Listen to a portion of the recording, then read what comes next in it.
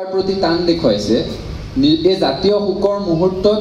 অংশীদাৰ হৈ জুবিন গাৰ্গৰ নামত শ্ৰদ্ধাঞ্জলি অনুষ্ঠানৰ আয়োজন কৰিছে সেই একে ধৰণে অসমৰ পৰা গৈ ছিংগাপুৰত থকা সেইসকল অসমীয়া যি ইয়ট পাৰ্টি কৰিবলৈ জুবিন গাৰ্গক সাগৰৰ মাজলৈ লৈ গৈছিল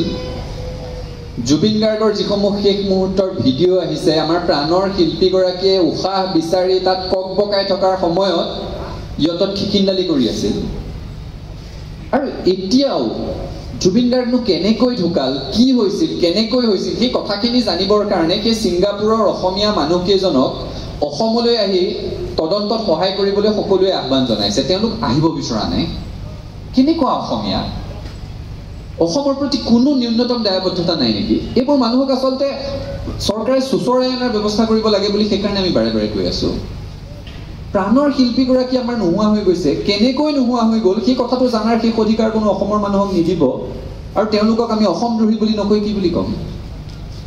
প্ৰচণ্ড ক্ষোভ আছে খং আছে কিন্তু আজিৰ পৰিৱেশটোতে কথাবোৰ কোৱাৰ কথা নহয় এটা কথা খাটাং যে স্বাভাৱিক জীৱন যাত্ৰা আৰম্ভ হ'ব লাহে লাহে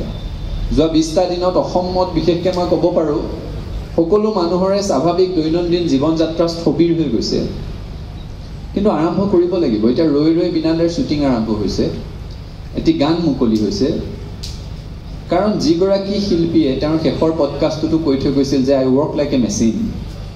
যিগৰাকী ব্যক্তিৰ কৰ্ম সংস্কৃতিৰ আমি সকলোৱে প্ৰশংসা কৰোঁ যিগৰাকী ব্যক্তিয়ে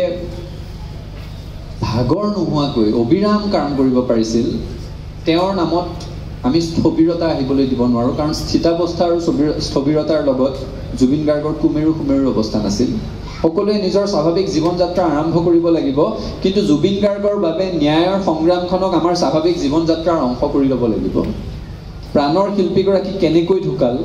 কাৰ গাফিলতিৰ কাৰণে ঢুকাল এই উত্তৰ জাতিটোৱে পাব লাগিব আৰু এই ন্যায় কেৱল জুবিন গাৰ্গৰ কাৰণে নহয় জুবিন গাৰ্গৰ মৃত্যুৰ পাছত তেখেত হেৰাই গ'ল সেই উপলব্ধিটোৰে সৈতে সদায় মৰি মৰি জীয়াই থাকিবলগীয়া প্ৰতিগৰাকী অনুৰাগীৰ কাৰণে এইখিনি প্ৰাপ্য এইখিনি অধিকাৰ গতিকে জুবিন গাৰ্গৰ কাৰণে ন্যায়ৰ সংগ্ৰামখন